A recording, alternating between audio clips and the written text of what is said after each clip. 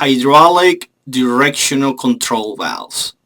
Those are the industrial hydraulic directional control valves.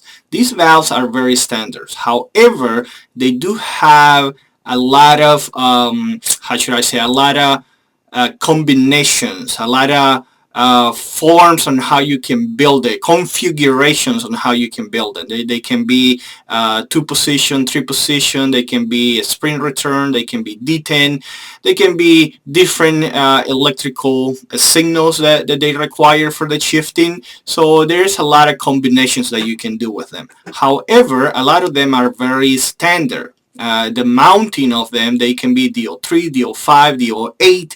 So if you know the mounting of these valves and the configuration of those valves, they're very easily interchangeable. So they are very common to replace for hydraulic systems.